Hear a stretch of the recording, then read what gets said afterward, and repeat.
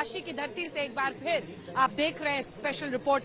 वाराणसी अपने रंग में रंगे हुई एक ऐसी जगह है जहां पर शाम के पहर में इस आरती की अनुभूति हर कोई अपने अंदर समेटे पूरे देश से पहुंचता है और फिर इस आरती को, इस काशी को, इस गंगा को, इस पावन धरती को अपने अंदर समेट कर ले जाता है।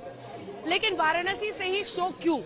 वो इसलिए क्योंकि अभी आखिरी दौर के मतदान में जब 57 सीटों पर वोटिंग होगी तो वाराणसी में भी वोटिंग होने वाली है। वाराणसी पूर्वांचल में एक ऐसी सीट है जिससे बीजेपी को ये उम्मीद रहती है कि जो आखिरी दौर की 13 सीटों पर पूर्वांचल में वोटिंग होनी है उसमें बीजेपी को बल मिलेगा। वो इसलिए क्योंकि प्रधानमंत्री नरेंद्र मोदी यहां से चुनावी मैदान में उतरते हैं।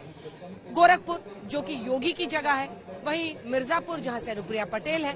बीजेपी की यह कोशिश है कि 13 सीटों में से 11 सीटें जो पिछली बार 2019 के चुनाव में उन्हें आई थी वो एक बार फिर से वो हासिल करेगी। ऐसे में पूरी ताकत पार्टी झोंक रही है।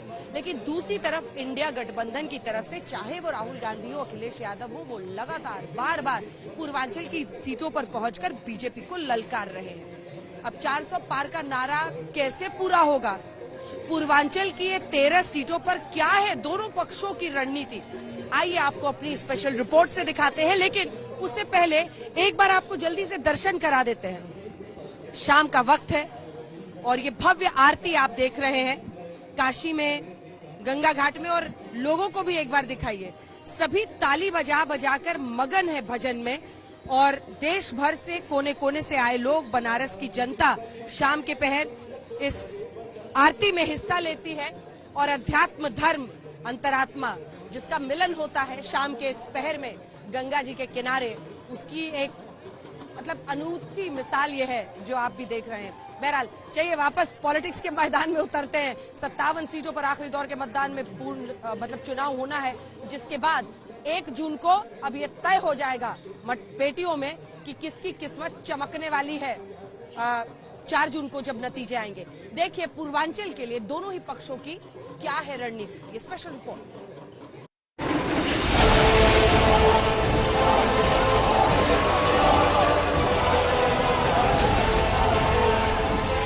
संविधान की मर्यादाओं को तार तार कर दिया जा रहा है और वो भी अपनी वोट बैंक की राजनीति के लिए। रिजर्वेशन को वो खत्म करना चाहते हैं, रिजर्वेशन को खत्म नहीं कर पाओगे।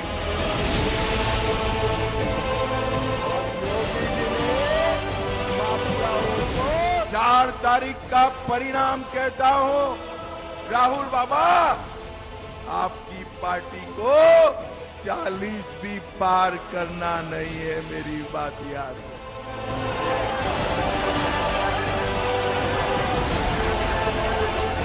रोटी, कपड़ा और मकान, लेकिन सबसे पहले हमें बचाना है संविधान। हमारा भी संकल्प था कि माफिया को मिट्टी में मिला करके रहेंगे।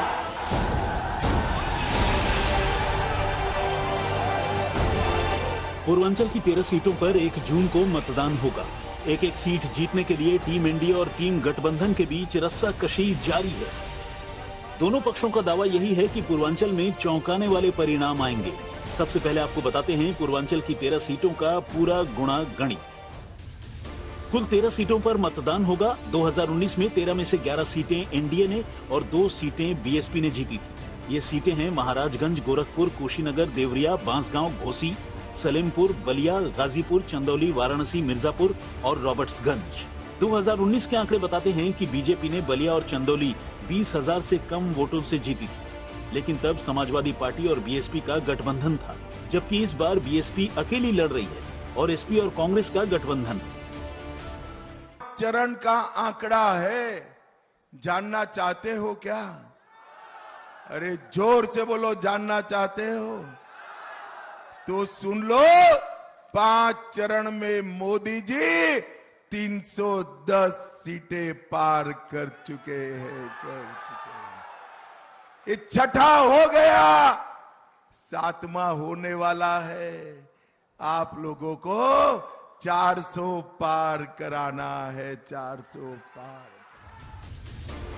बड़ी बात यह है कि पूर्वांचल की 3 क्षेत्रीय पार्टियों के साथ बीजेपी का गठबंधन है। इन पार्टियों का जाति आधारित वोट बैंक है। इसमें अपना दल कुर्मी, एसबी-एसपी दल की पैठ राजभर समाज में है, जबकि निषाद पार्टी की पकड़ निषाद समाज पर है। अपना दल मिर्जापुर और रॉबर्ट्सगंज सीट पर चुनाव लड़ रही है। घोसी सीट पर एसबी-एसपी चुनाव लड़ रही है, जबकि निषाद पार्टी को सीट तो नहीं मिली है, लेकिन संत कबीर नगर में बीजेपी के सिंबल पर चुनाव लड़ रही है। जनता के जोश से ये आभास हो गया था कि तीसरी बार देश में मोदी सरकार की हैट्रिक लगने जा रही है, और ये आभास सिर्फ एनडीए गठबंधन के साथियों को ही नहीं बल्कि इंडी अलायंस के साथियों को भी है कि तीसरी बार फिर से एनडीए की सरकार बनने जा रही है, मोदी जी प्रधानमंत्री बनने जा रहे हैं। तो जनता के लिए जो काम करता है जनता उसके साथ है। जनता जनार्दन जज होती है। जनता फैसला ले लिया कि जो हमें ठगने वाले उन्हें हटाना, मोदी से जिताना। 400 पार एनडीए सरकार इसलिए कहेंगे कि 325 पहले भी थी, 72 सीटें हमने सेकंड पोजीशन पर थे। जो इधर 400 पार का सपना दिया लेकर के हम लोग घूम रहे हैं, उन लोगों का तो कोई लक्ष्य है नहीं। वो तो सिर्फ मोदी जी को और योगी जी को, ओम प्रकाश राजभर के खिलाफ बोलना है।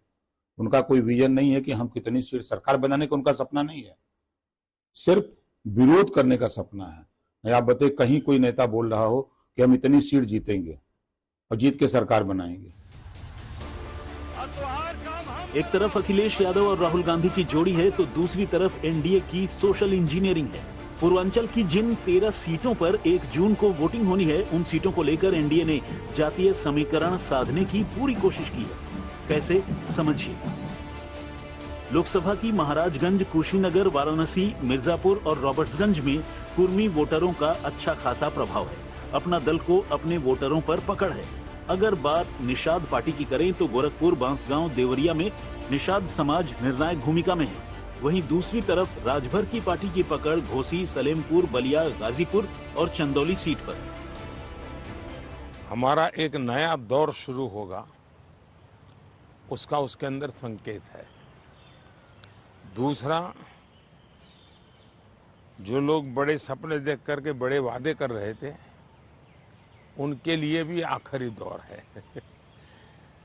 तो चुनाव का आखिरी दौर ऐसा इतना नहीं, उनकी स्थितियों का भी आखिरी दौर है। बीजेपी को अपना प्रदर्शन दोहराने की उम्मीद है, लेकिन विपक्ष के उत्साह के पीछे 2022 के विधानसभा के चुनावी नतीजे हैं। इसे विधानसभा चुनाव के आंकड़ों से समझिए। पूर्वांचल के 3 जिलों में बीजेपी का खाता नहीं खुला था। ये जिले हैं आजमगढ़, गाजीपुर और कौशाम्बी। बड़ी बात यह है कि कौशाम्बी में डिप्टी सीएम केशव प्रसाद मौर्य चुनाव हार गए थे। वहीं बस्ती और मऊ में बीजेपी एक सीट जीती थी।